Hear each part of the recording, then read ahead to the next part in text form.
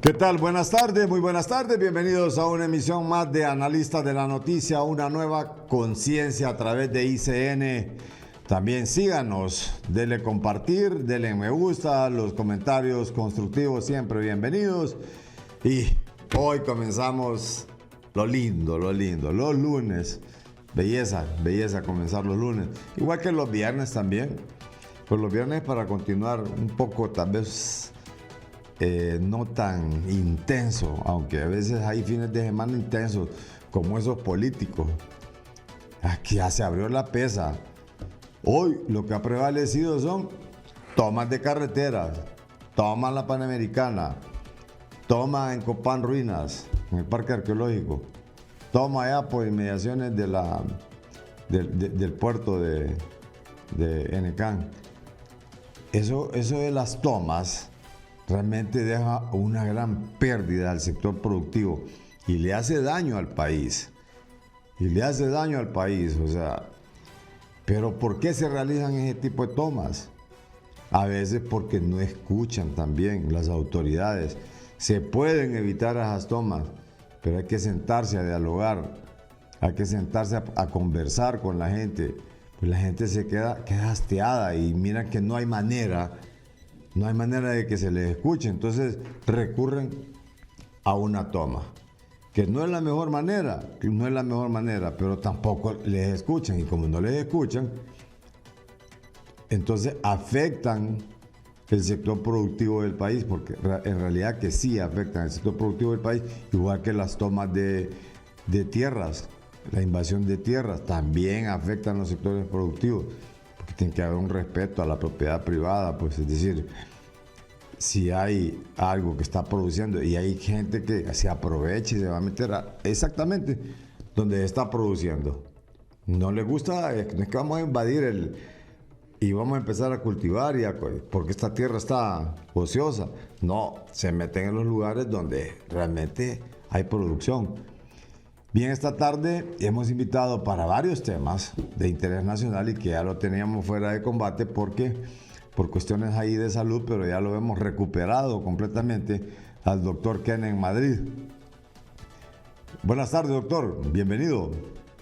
Buenas tardes, don Carlos. Un placer. Sí, gracias a Dios ya estamos recuperados de nuestra salud. Tuvimos ahí un imprevisto, pero acá estamos ya, don Carlos, en acción. Toca continuar esta faena y gracias a Dios que nos tiene acá en pie y agradecerle a usted la invitación también para poder hablar sobre estos temas tan interesantes. La próxima es aquí, ¿verdad? En la casa.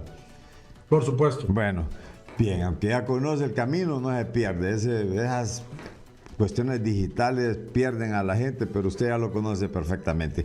Doctor, cuéntenos un poco de estas campañas, no sé si llamarlas prematuras, estas campañas que vemos que hay gran movilización de recursos, porque hay movilización de recursos, o sea, en identificarse con determinada corriente, con determinado candidato, elaboración de afiches, elaboración de banderas, de toda la simbología externa. Además de que hay un gran conglomerado, hay movilizaciones de buses a lo interno del país, y no solo eso, si también usted se va, porque ha habido una intensa actividad política este fin de semana, y prácticamente no sabemos hasta dónde, qué papel juega el Tribunal Nacional de Elecciones y también política limpia. Porque dicen, en lugares cerrados se puede hacer cualquier tipo de actividad, pero la gente ya está pidiendo el voto. Yo no sé qué tan válido es ya pedir el voto. Ahí vemos, usted puede ver en pantalla, ahí está don Narria Fura, está doña Rixi Moncada, está don Jorge Calix, que hizo una actividad bastante fuerte, que todos requieren recursos. No sé, política limpia, hasta dónde entra en esto, ese haber dado ese banderillazo por parte de la presidencia de la República, realmente qué ha implicado, es porque no hay una agenda o porque, ¿qué lectura le puede dar usted, doctor? Gracias por estar acá. No, gracias a usted, le agradezco la invitación. Mire, acá estamos ante, lógicamente, una serie de eventos por parte de todos los partidos políticos mayoritarios, no solo de uno, en la cual lógicamente hay un irrespeto absoluto a la ley, no se está respetando lo que ya establece la ley electoral. Recordemos que todavía es prematuro estar en campañas, en procesos electorales, lo prohíbe la ley hacer estas reuniones masivas de forma pública, y acá tendrá que recordarle la regulación el CNE, emitir las sanciones que correspondan, en virtud que aún no se ha levantado la bandera electoral para las elecciones primarias e internas, y únicamente se pueden realizar diversos tipos de reuniones muy privadas para coincitar el voto de los ciudadanos, pero de manera muy limitado. Y esto acá, pues obviamente los organismos, tanto como el CNE, como la Unidad de Transparencia y Fiscalización de Partidos Políticos y Candidatos, tiene que pronunciarse al respecto. Recordemos que todas estas reuniones que son masivas, la Unidad Política Limpia tiene el deber de hacer esas inspecciones in situ para verificar de dónde se obtienen los recursos, de dónde provienen, y garantizar esa transparencia en la ejecución de esos fondos. Al final, yo espero que haya un pronunciamiento de los órganos electorales, porque eso va a garantizar el absoluto respeto a la ley en estas elecciones primarias e internas, y que nadie tome ventaja bajo ninguna circunstancia de obviar el camino que la ley ya establece. Pero eso de que nadie tome ventaja es un poco complicado cuando principalmente los candidatos que surgen y que surgen con mayor fuerza son del lado oficialista, del lado gubernamental. Personas que están ostentando cargos como vicepresidentes del Congreso, también personas que estuvieron y que están y que les pertenecen algunas partes del pastel también dentro de la administración pública, que están distribuidos. O sea, ¿no cree que esto de las ventajas ya, de hecho, cuando es un partido de gobierno, cualquier partido, y esto ocurre exactamente en todos los partidos políticos, siempre que se está en el gobierno, siempre se lanza un candidato oficial y siempre hay denuncia de uso y abuso de los recursos? Y esto obviamente va en detrimento y va en ventaja de los que realmente no lo están. Las probabilidades de ganar son mucho más, porque las medidas coercitivas también para que vayan a alguna actividad política, para que haya una deducción extra o para que haya incluso hasta un día libre, eso se ha aplicado en todos los gobiernos, y no digamos en el de Juan Orlando era muy seguido que se daba este tipo de práctica. Mire, don Carlos, acá podemos ver varias cosas. Mire, primero es que como la ley no es coercitiva y es una ley que no tiene sanciones fuertes para todos los partidos políticos y candidatos que incumplan el ordenamiento, por eso es que le infringen, por eso es que es muy fácil pagar una multa y se acabó el problema. Entonces yo creo que acá por eso nosotros exigíamos reformas político-electorales, incluidos también de que quien incumpla este tipo de disposiciones también pueda tener una consecuencia jurídico-penal, un tipo penal en nuestro Código Penal, para garantizar que al ciudadano que tiene ese derecho de elegir y ser electo y ande en campañas proselitistas de forma prematura pueda tener una sanción ejemplarizante, para que no se violen los ordenamientos jurídicos. De tal manera que por eso es que lo hemos hablado acá en su programa, que por eso es que la clase política se siente cómoda con este tipo de legislación que existe actualmente, porque pueden hacer y deshacer y no hay ningún problema, y no hay dientes en la ley, no tiene garras, no tiene sanción coercitiva para garantizar que no lo vuelvan a realizar. Por eso es que solo pagan una multa y se acabó el problema. Entonces, por eso es que no habrán reformas electorales significativas que eviten este tipo de situaciones, porque realmente no están en una situación en la cual puedan ser sancionados de manera ejemplarizante. Mire, de esta manera que están estas campañas prematuras, tendría que ingresar la Unidad Política Limpia para garantizar que aquí no hay financiamiento ilícito del narcotráfico o del crimen organizado, y realmente acá no hay ningún tipo de presencia de esas auditorías in situ que deben realizarse, porque no estamos en ese tiempo electoral, y por eso tampoco se le da el presupuesto necesario a la unidad de política limpia porque es bueno tenerla sometida, ¿no? Para que no exista ese tipo de persecución contra ellos. Lamentable, don Carlos, porque esto lo que nos demuestra es que el sistema de nuestro país es altamente vulnerable y que a los políticos les gusta este tipo de regulaciones porque así están cómodos, violando la ley y no teniendo consecuencias mayores. Es más, creo que ni siquiera presupuestos le han asignado a Unidad de Política Limpia para esto. Ni siquiera tiene presupuesto, tiene una unidad de auditoría muy menguada, donde no tienen el personal necesario. Entonces, mire, acá es el problema, que aprobar una ley solo para generar un discurso bonito, una oratoria agradable, eso no es fortalecer las instituciones, porque el discurso a la realidad hay un espacio muy grande. Y ahí es donde se está haciendo daño a la institucionalidad porque no hay una efectiva lucha contra este tipo de delitos ni hay una lucha contra la corrupción fuerte. Fíjese que aquí se da un fenómeno interesante. Cuando se está en la oposición, se dice que hay que introducir ese tipo de reformas electorales.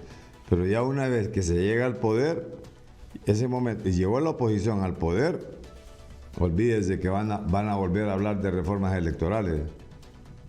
O sea, es un círculo, y es un círculo vicioso, eso se repite. O sea, lo he escuchado que el que está en oposición y gana, lo agarra de campaña política, agarra en la oposición. Eso. Dice que hay que reformar la cuestión electoral, que hay que reformar la ley, que hay que hacer esto, que hay que dice que de distritos electorales. Luego que hay, bueno, una cantidad de leyes que están ahí y que al final de cuentas no se hace nada una vez que se llega al poder. De acuerdo con usted, don Carlos. Mire, lo que antes era malo tiene que seguir siendo malo ahora. Y antes se criticaba este tipo de acciones y que se iban a hacer acciones concretas. Pero hoy, cuando se llega al poder, la clase política se acomoda.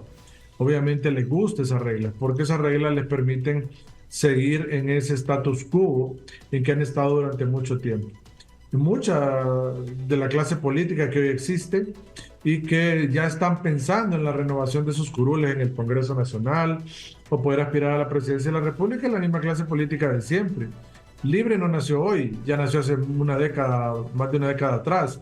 Partido Nacional y Liberal, que decían los históricos, todos se sienten muy cómodos con las actuales reglas del juego. De tal manera, don Carlos, que siempre hay una ventaja, no hay un interés de querer crear esa estabilidad político-electoral que todos los hondureños la pedíamos y que tanto se criticaba desde la oposición.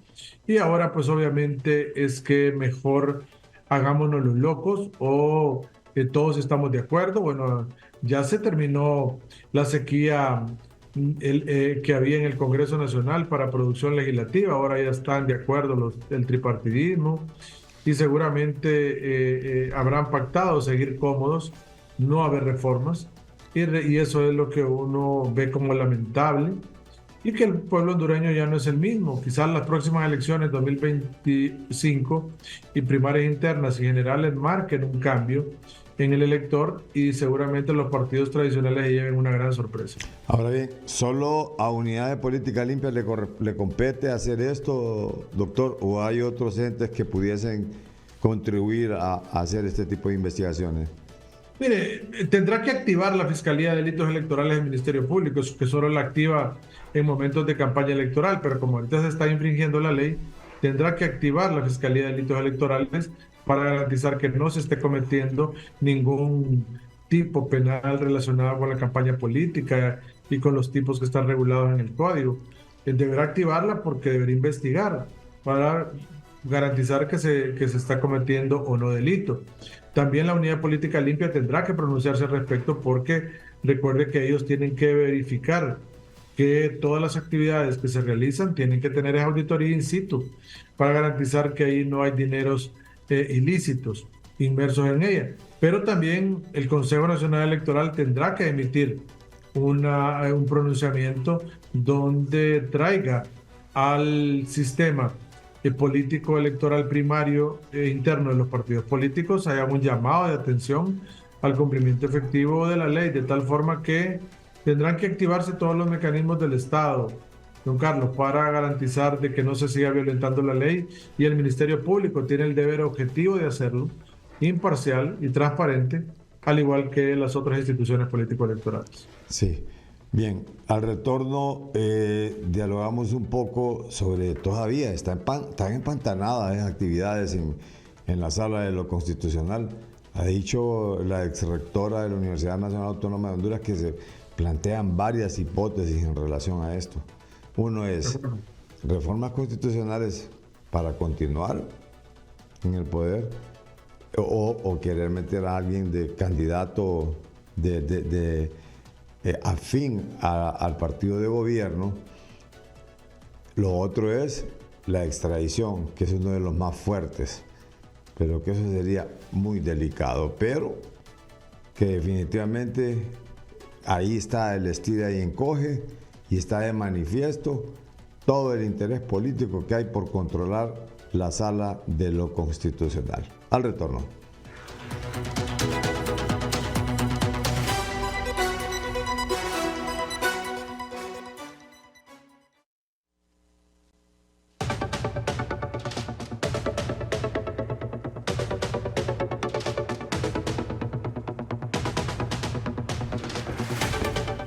Bien, antes de que el doctor Kenneth Madrid nos conteste estas interrogantes que le hemos hecho en relación a la Corte Suprema de Justicia, precisamente a la Sala de lo Constitucional, hemos hecho contacto también con don Mike Vigil, y es porque este fin de semana circuló, y es porque el juez tenía una fecha, tengo entendido, del 12, de pronunciarse en si iba a ser repetido o no repetido el juicio de Juan Orlando Hernández.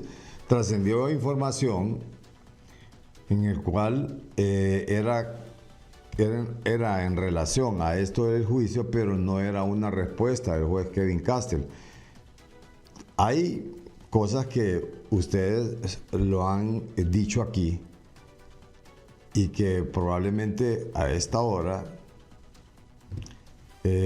no hay algún pronunciamiento oficial, pero que ya tienen ustedes el conocimiento tal vez por la cuestión de que han estudiado bien el caso, de que esto no va a ser probable.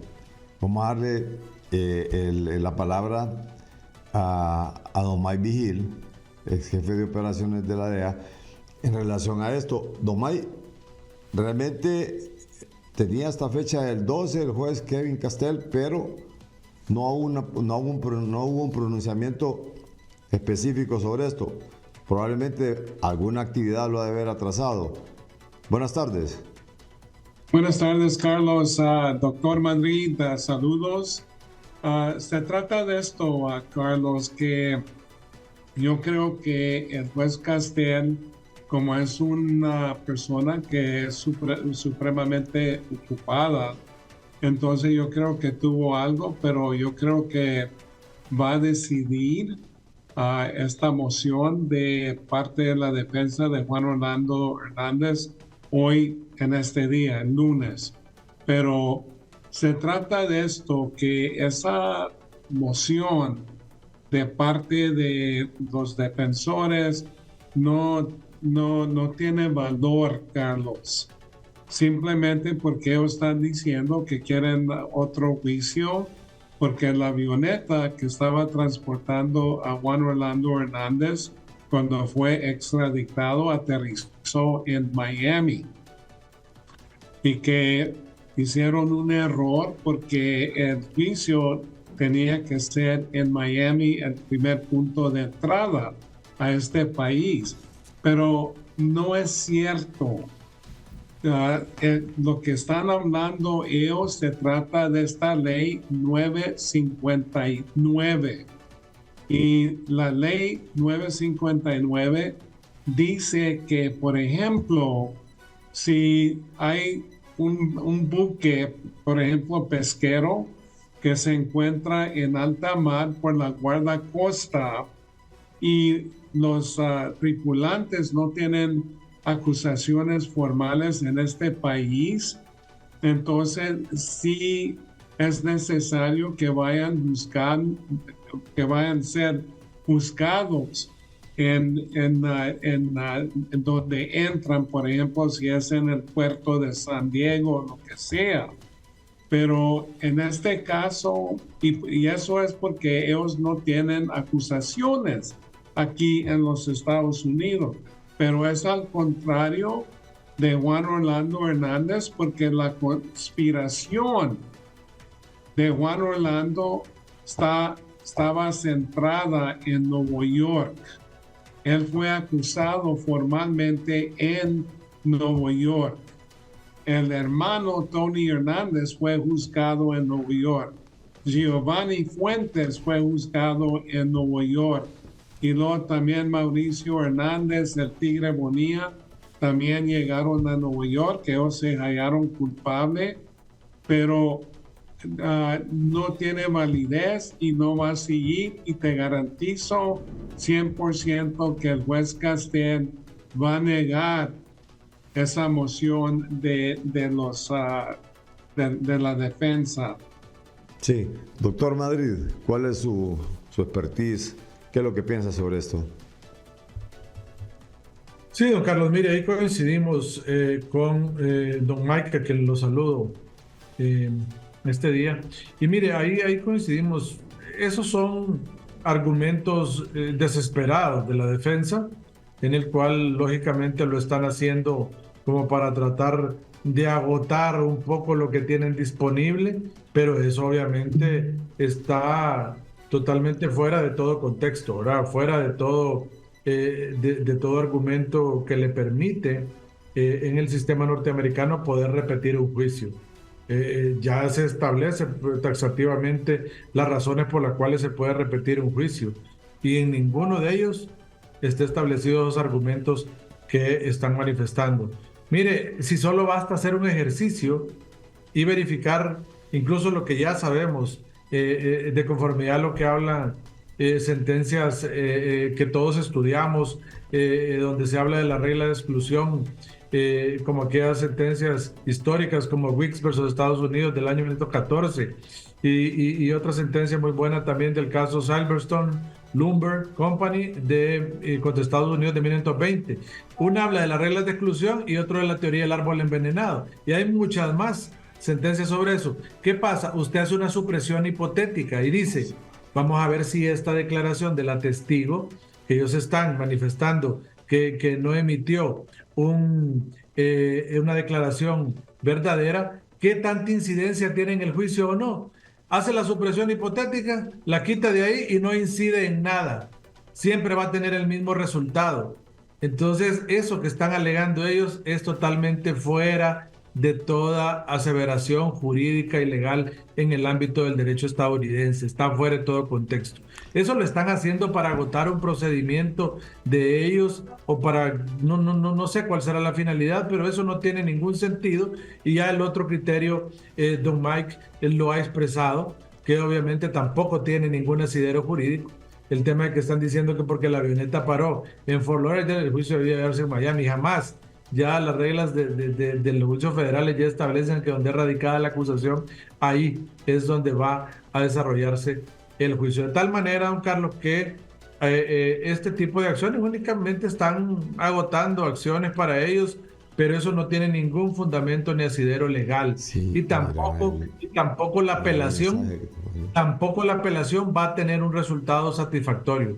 Ya lo dijimos, para que la apelación prospere son otras circunstancias, otras situaciones técnico-jurídicas con que se trabaja la apelación, y ninguna se configura tampoco. De tal manera que el destino de Juan Orlando Hernández ya está tirado sobre la mesa. Él fue condenado, fue un juicio con debido proceso, fue un juicio donde se respetaron los derechos constitucionales de él. Es un juicio que no tiene ninguno de los elementos sustanciales para repetirlo, no hay prueba nueva, no hay violación a ningún derecho constitucional, etcétera. Entonces, este tema es más seguir haciendo uso de algunas acciones que tengan, pero acá ya todo está dicho, está condenado.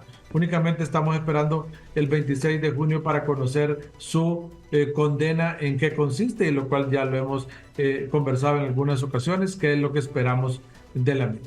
Usted habla solamente de la defensa, pero don May también es de criterio que no solo es la defensa, sino que es también el de la esposa de Juan Orlando Hernández con esta campaña. ¿Esa ha sido May? Bueno, Carlos, siempre se ha tratado que la ex primera dama se agarra en lo que dice la defensa. Si la defensa, por ejemplo, cuando fue extraditado Juan Orlando Hernández a los Estados Unidos, ellos comentaron que el gobierno de los Estados Unidos no tenía evidencia, que es una locura. ¿Cómo creen que se va a hacer una acusación formal? Y es un proceso, por ejemplo, que la DEA hace la investigación. Entonces ya cuando hay suficientes pruebas contundentes, los fiscales presentan esas evidencias adelante de un gran jurado. Pero la ex primera dama se agarra de todo lo que hace o lo que dice la defensa, y yo siempre he dicho que la defensa que tuvo Juan Orlando, especialmente con Raymond Colón, fue de Mickey Mouse, que siempre se enfocaron en tratar de ganar la opinión pública en el pueblo hondureño. Y también la ex primera dama ahora se ha lanzado para la presidencia de la República Hondureña y se ha hecho la víctima, que esto fue un complot, que esto fue una venganza. No. Esto se trata de una sola palabra. Se trata de la justicia. Pero ella sigue con esto que hubo errores, que en los Estados Unidos tenía un complot oscuro contra el exmandatario. No es cierto. Todo eso es pura mentira. Sí. Para concluir este tema, doctor Madrid. Sí, mire, ahí coincidimos con Don Mike también.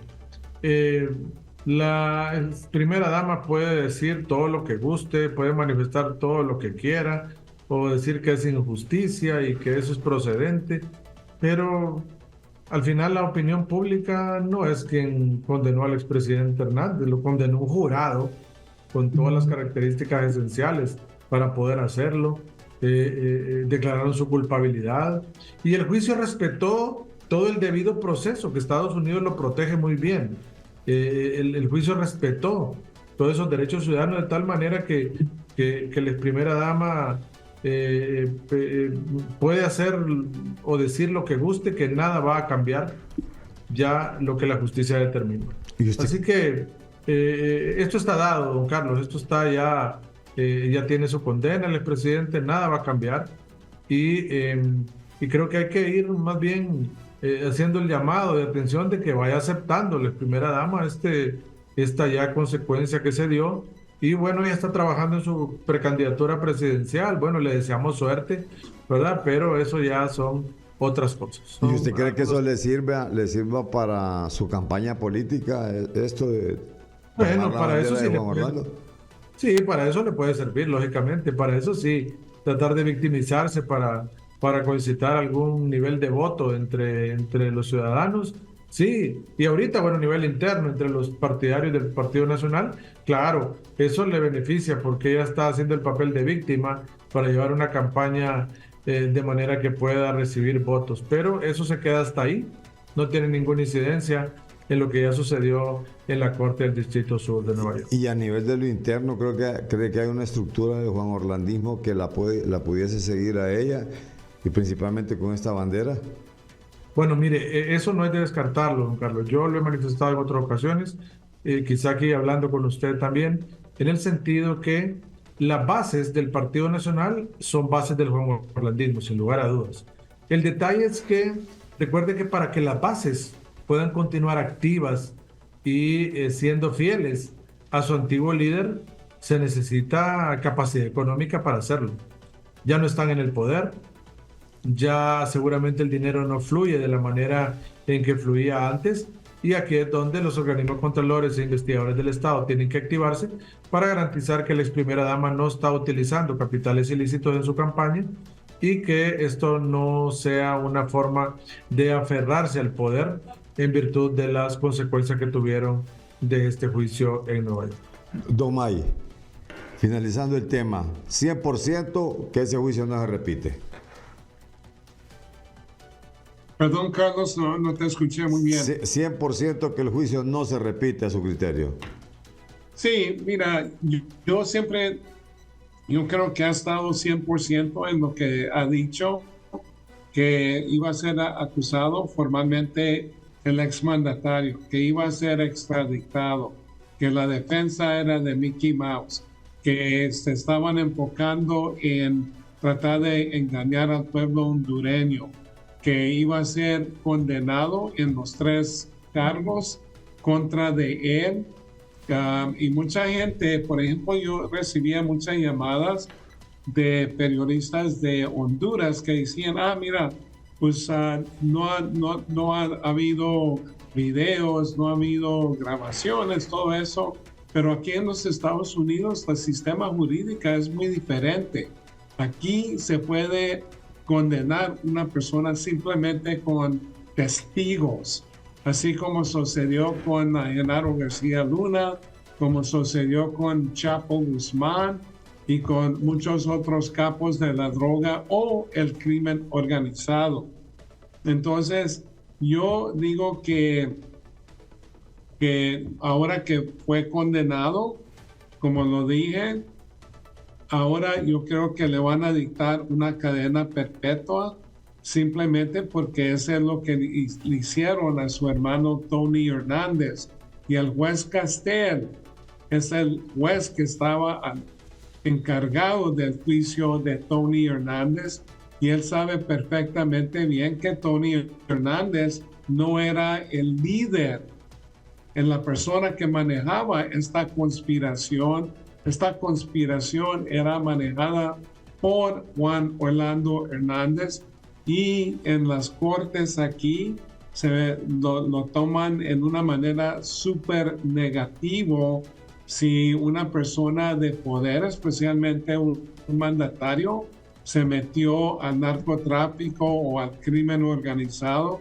Entonces yo digo que le van a dar la misma cadena perpetua que le dictaron a su hermano. Ya no tiene nada más que negociar Juan Orlando Hernández, ya una vez que se le dicte esto. No, él tuvo oportunidad, por ejemplo, de posiblemente negociar antes de que comenzara el juicio y decir, ok, si yo me hallo culpable, entonces que no vayan a recomendar los fiscales federales una cadena perpetua. Y normalmente aquí en los Estados Unidos, si van a llegar a un acuerdo donde va a colaborar o va a dar información, la justicia acá no va a hacer un acuerdo con alguien que te va a entregar una persona más bajo, un nivel más bajo que ellos. ¿Y qué va a entregar Juan Orlando Hernández? Él fue el presidente. ¿Cómo no? Muchas gracias, don May, muy amable. Gracias. Bien, don May Vigil, ex jefe de operaciones de la DEA. Vamos a ir a una breve pausa, pero recuerden que quedó en el tintero lo de la problemática de la Corte Suprema de Justicia, especialmente de la Sala de lo Constitucional. Al retorno.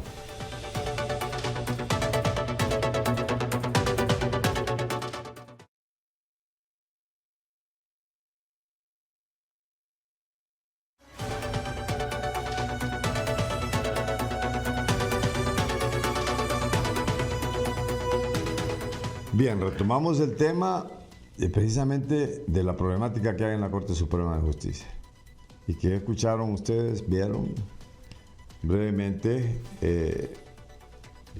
el análisis que han hecho el doctor Kenneth Madrid con don May Vigil? Porque no se va a repetir el juicio con Orlando Hernández. Y hay una seguridad del 100%.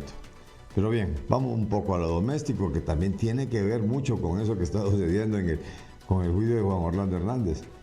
Y era que la rectora le apunta a que hay pretensiones serias de eliminar la extradición en el país. Y eso es una de las hipótesis que plantea ella, por qué se ha estado dando esta problemática de querer tener el control total de la Sala de lo Constitucional. Doctor, ¿cuál es el análisis que usted tiene al respecto? Bueno, don Carlos, acá usted tiene en la aseveración que realiza, yo la puedo compartir también. De hecho, yo lo he manifestado públicamente en el que, ¿cuál es el interés de este estira y encoge con la Sala Constitucional? Y el tema fundamental es que el presidente de la Sala Constitucional es quien decide la agenda de lo que se va a discutir durante ese año que él preside, o ella preside la Sala Constitucional. De tal manera que este tipo de situaciones puede marcar que, en efecto, se tenga el interés de que un partido político en particular quiera ingresar algún tipo de tema al debate constitucional y que puede ir encaminado a los derechos políticos de elegir y ser electo de alguna persona en particular que está en el gobierno o que tenga interés y que se lo prohíba la Constitución. También puede ser enfocado al tema de la extradición también, que pueda también generar algún tipo de resolución por parte de la Sala Constitucional para efecto de poder menguar esas capacidades de que un hondureño pueda ser extraditado. Mira, hay varios temas en el tintero y lógicamente que el interés es que alguien afín la presida para poder incorporar este tema a discusión durante el año que le corresponda la presidencia a una persona. Yo esperaría que prive un poco la razón en la Corte Suprema de Justicia, que llame a la presidenta a un pleno y que lo diluciden de una vez por todas. Miren lo que es lo complicado de este tema, que el año pasado, cuando se alteró el orden de precedencia de quién le hubiese correspondido dirigir la Sala Constitucional, fue por una moción de un magistrado que pidieron que, lógicamente, pues se tuviera la capacidad de obviar lo que establecía el reglamento y, en consecuencia, hubo una moción para que quedaran X y Y personas en la presidencia de la Constitucional y en el resto de las salas. Votaron y ganó la mayoría calificada. ¿Por qué este año no se siguió el mismo procedimiento? Bueno, porque seguramente ya no estaban las cosas tan bien como estaban en el pasado. Y lógicamente que esto lleva a la convicción de que la presidenta hizo uso, interpretando otras potestades, de que ella tenía la capacidad de poder nombrar a los presidentes y coordinadores de salas con su potestad. Lamentable, porque si el año pasado ellos lo hicieron democráticamente en el Pleno, ¿por qué ahora se cambian las reglas del juego? ¿Qué cambió del año pasado a este año? Ojalá que lo logren solventar, don Carlos. Mire, en el Poder Judicial siempre las cosas se hacen de manera doméstica y siempre se han quedado de forma interna las desavenencias que se tengan. Esa ha sido una característica del Poder Judicial, porque en la Casa de la Justicia no se puede manifestar este tipo de cosas o darse en público, porque recuerde que se tiene que dar el ejemplo, de tal manera que, pues, en alguna medida esto deberá solventarse en los próximos días, porque recuerde que la Sala Constitucional está parada y hay muchos recursos de amparo, muchas acciones de inconstitucionalidad, muchos recursos de revisión que están esperando que se resuelvan, y es la justicia de las personas que seguramente muchos de ellos están privados de libertad y que necesitan que se resuelva pronto su negocio jurídico. De tal manera, don Carlos, que esta es una consecuencia de haber politizado la justicia, de tener ahí actores políticos. Doctor, es más, se ha hecho de que hay unas cuestiones que deben de derogarse pues, por completo. E incluso esto que ha sido, que no es constitucional, haber metido la gente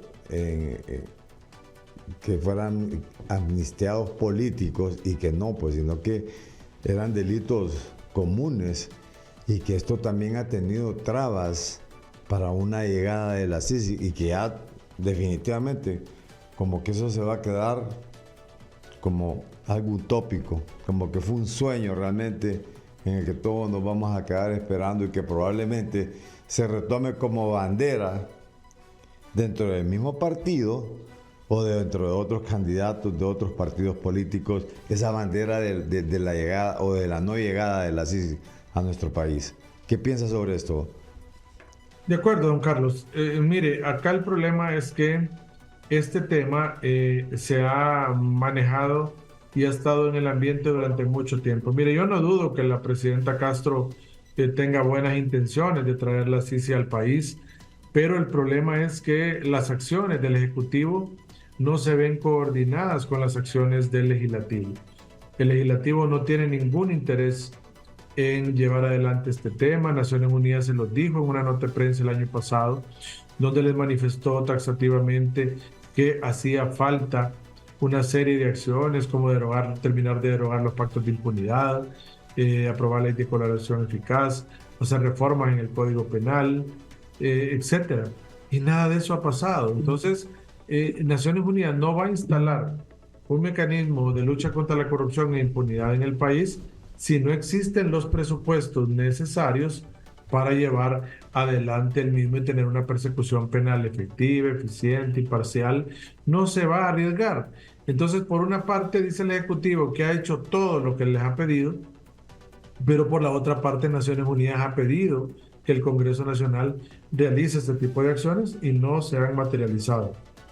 De tal manera que entre el discurso y la práctica hay mucho trecho. Entonces, no creo que haya un interés y una voluntad política clara de traer la Sisi al país. Creo que eso realmente va a quedar en un discurso más, en una promesa de campaña más, porque la clase política no va a traer un mecanismo al país que lo va a perseguir y que le va a presentar requerimientos fiscales. De tal manera que creo que es parte de mantener un tema en discusión para que nosotros estemos muy entretenidos, pero ese es un tema en el cual no hay voluntad política ni se tiene un interés fuerte de cambiar las cosas en el país. Significa que, como dice usted, solamente se va a quedar a nivel de promesa. Pero ¿cree que haya alguien que retome esa promesa y luego sea capaz de decir, yo sí la voy a traer? Bueno, tal vez en el próximo gobierno, Carlos, si Libre no sigue en el poder, tal vez el próximo gobierno que llegue lo haga y que realmente muestre una decisión fuerte junto con la clase política de cambiar el status quo de Honduras. Esa es la esperanza que tiene el pueblo hondureño, de depositar su voto en las urnas y cambiar un poco la situación como se encuentra ahora. Recuerde que ya que los votantes, don Carlos, ya no votan tanto por partidos.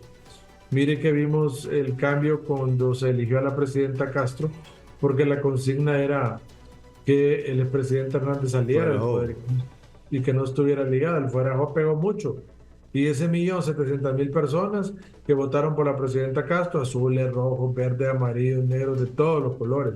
Entonces hoy también puede haber un cambio porque la masa votante y sobre todo el joven que no está comprometido con partidos políticos, que no es voto duro, supera el 1.000.000 de personas. Son casi 1.200.000 personas y son los que marcan una tendencia en una elección. Entonces yo estoy muy consciente de que si los partidos políticos no depuran sus filas y si no tenemos un cambio sustancial de cara a las próximas elecciones, el pueblo hondureño va a elegir al que mejor garantía le ofrezca de cambiar el status quo en que nos encontramos. Le decía esto porque así como se está viendo el panorama político y todo este ajedrez político, cree que incluso la diputada Maribel Espinosa decía aquí también en el programa de que solo una gran coalición pudiese sacar al Partido Libre del gobierno.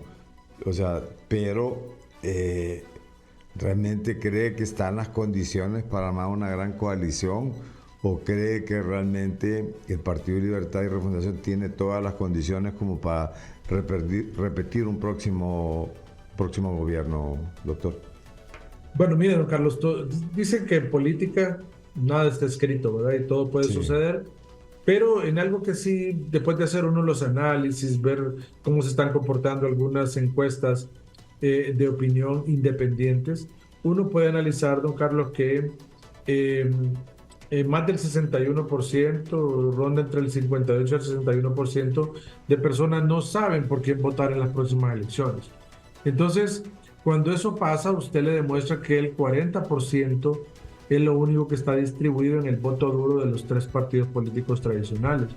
Entonces, yo sí estoy consciente de que seguramente, sí, todos los partidos se van de forma independiente y seguramente tiene posibilidades Libertad y Refundación de retener el poder, pero yo siento que la oposición, aunque no se logre unir de manera completa para las próximas elecciones, sí habrán un par de partidos que se unen y creo que si llevan un buen candidato, eso sí les puede alcanzar para lograr retener, para lograr tener el poder de cara en las próximas elecciones. Yo siento que eso sí va a pasar. Tienen que aliarse al menos dos partidos políticos para poder tener el resultado que muchas personas esperan. Pero si todos se van separados, sí hay mucha posibilidad de que el Libre pueda ganar. De tal manera que esa configuración quizá no la veamos en las elecciones internas y primarias de los partidos políticos, pero sí quizá lo veamos con posterioridad, veamos una gran alianza que se produzca de cara a las elecciones generales. Doctor, ¿qué piensa sobre esto? Bueno, se cumplieron 93 años de aniversario de la Fuerza Aérea. Se habló de repotenciar, de comprar nuevas, adquisición de nuevas aeronaves, se ha hablado de reparación de algunos y se ha hablado de cantidades millonarias. Realmente vale la pena, así como está la situación en Centroamérica, de gastar esos fondos en armamentismo o en aeronaves y no destinarlo a otros sectores que están más postergados, o realmente cuál es su pensamiento en relación a esto. Bueno, don Carlos, mire, ese es un tema complicado en un país con tanta necesidad, con tanto sí, carencia en temas de salud, en temas de educación, en el tema fundamental de seguridad en el país. Pero mire, a mí siempre un país debe de tener lógicamente las herramientas necesarias para combatir la criminalidad, la delincuencia y bajar los índices de impunidad. Pero en este caso, esos helicópteros no deberían estar siendo comprados por las Fuerzas Armadas, sino por la Policía Nacional, para poder brindar esa labor de prevención que se establece. Mire, los helicópteros pueden servir para mucho, incluso para transportar gente en mal estado de salud, darle un servicio diferente, pero no veo coherente que las Fuerzas Armadas estén armándose bélicamente para poder enfrentar la corrupción. Si lo que más está golpeando al país en este momento es lógicamente la cantidad de homicidios que están en impunidad, 95% de impunidad, se está matando a la gente en Honduras para que estuviéramos en guerra, el tema de la extorsión es complicado, el tema de narcotráfico es un tema, y el tema de portación ilegal de armas, son los 4 delitos que son de delincuencia no convencional o criminalidad organizada que más se cometen en el país.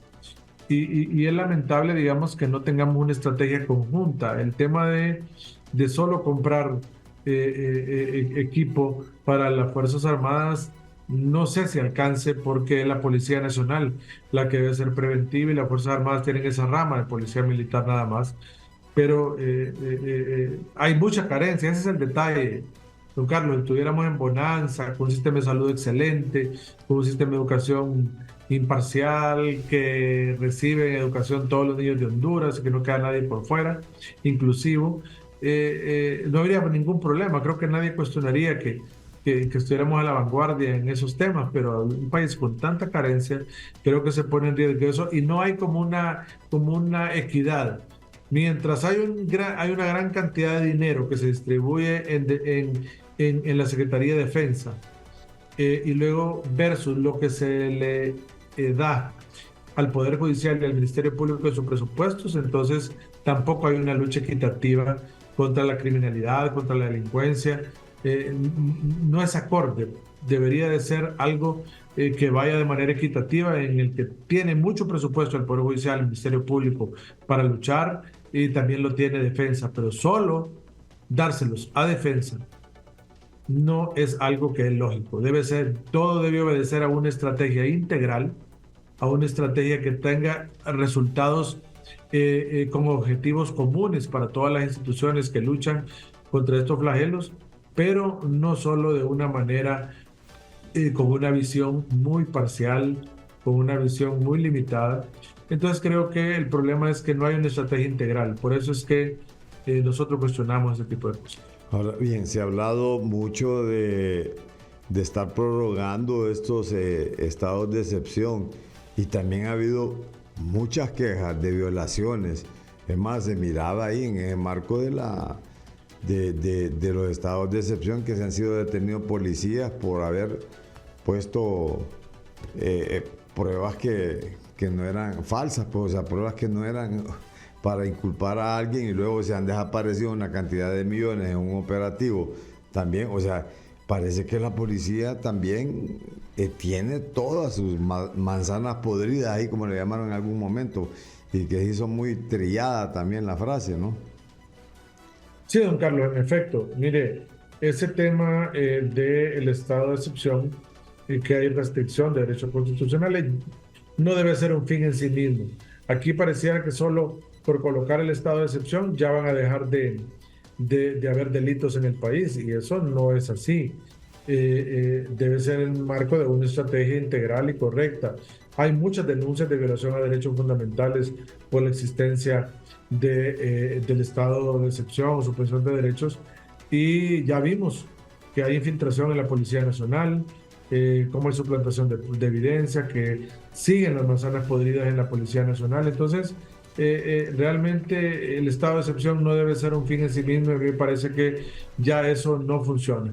El gobierno debería suspender los derechos constitucionales en los municipios donde los tiene restringidos, y ya avanzar en una estrategia diferente de seguridad que marque un camino preventivo de investigación, reactivo y sancionatorio contra los delitos y flagelos que se cometen en el país. De lo contrario, no van a reducir ya ningún índice si no invierten de forma integral en estos aspectos que les menciono.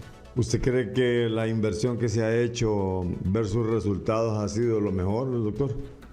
No, no ha sido el mejor, por lo que yo le he manifestado. No ha habido una inversión equitativa en los órganos de administración de justicia. Ha estado así, desequilibrada la balanza.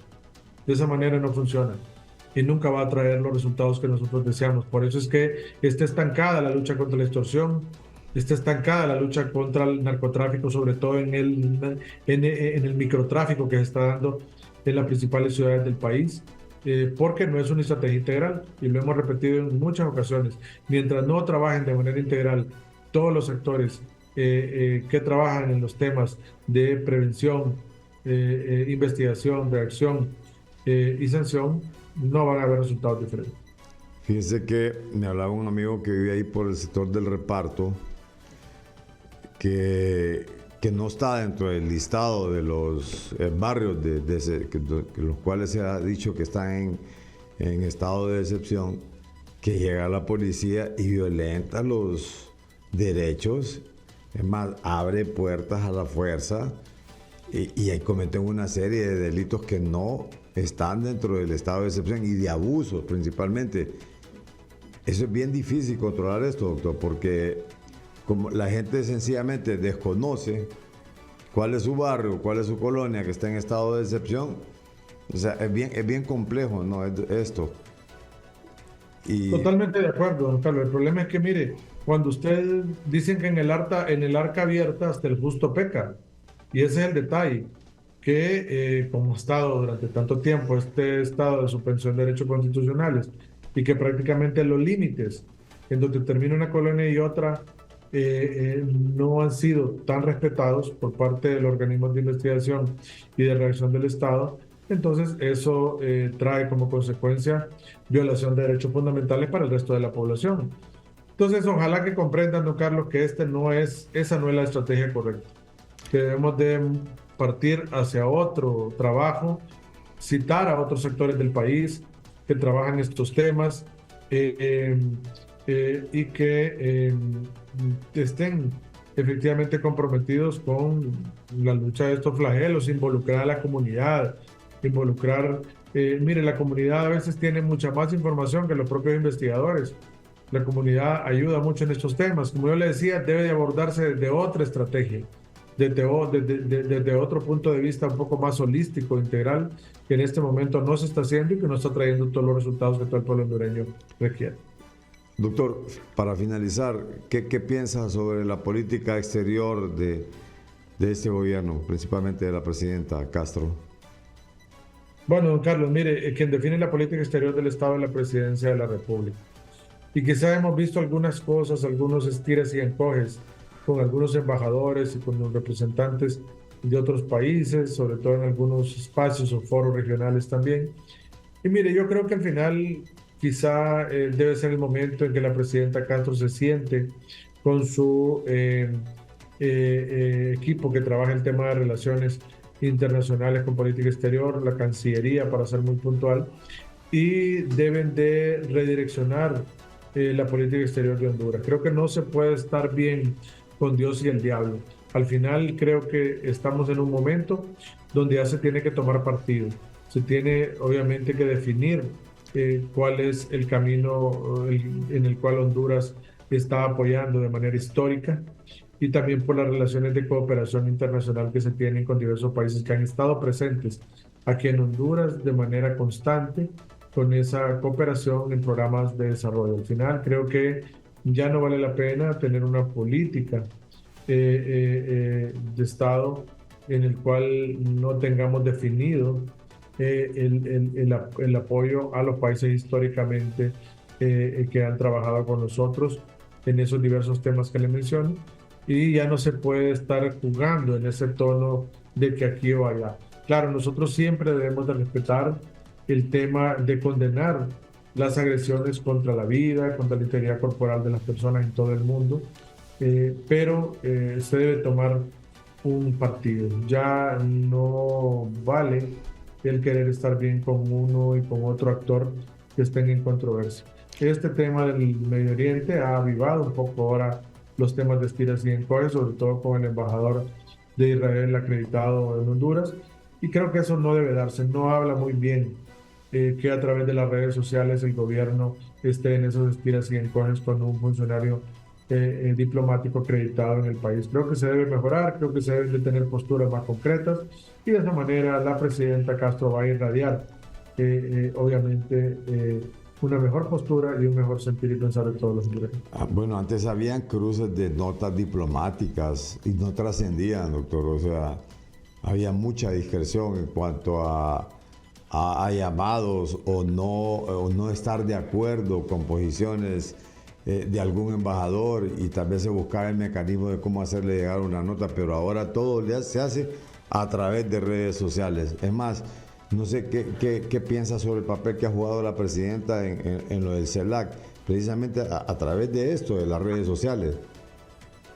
Bueno, igual.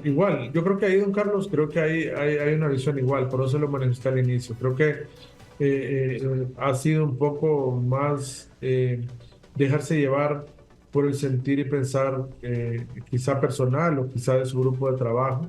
Y creo que en esto no vale la pena pensar así. Miren, las relaciones internacionales, uno siempre tiene que tener postura respetando la convencionalidad internacional, las reglas del juego de cada foro regional al que se pertenezca, y no se puede tomar decisiones al calor de la emotividad. Creo que al final, yo sé que la presidenta Castro tiene buenas intenciones, pero es importante sentarse con su equipo, redefinir una política que vaya armónica con los postulados de cada foro, con las reglas del juego, y tratar de evitar ya ese tipo de manifestaciones por las redes sociales. La red social debe ser un acto para divulgar una decisión tomada en el seno de estos foros regionales, pero no debe ser el organismo donde podamos plasmar nuestro sentir y pensar personal.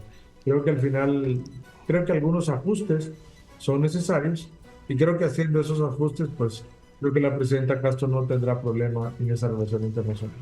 Pero se ha dicho, para finalizar, que más bien algunos analistas que ese equipo que la rodea es la que la está mal asesorando. ¿Debería de hacer una revisión por completo de su equipo a su criterio, doctor? Sí, claro, claro, don Carlos, debe ser así. Creo que ese equipo no le está dando los insumos necesarios para que la presidenta Castro tome las decisiones que van encaminadas de acuerdo a la normativa de estos foros regionales y también de cuál debe ser la postura en relación a los conflictos internacionales y con los países con los cuales tenemos una historia común y una cooperación internacional que ha estado marcada en el tiempo. Y por eso yo creo que deben sentarse, hacer esos ajustes para que Honduras tenga una mejor visión y una mejor proyección a nivel de política exterior. Muchas gracias, doctor. Muy amable. Un gusto siempre estar con usted, don Carlos, y con la enorme audiencia de ICN. Así que gracias por su invitación. Buenas tardes. Bien, hasta aquí, analistas de la noticia. Buenas tardes.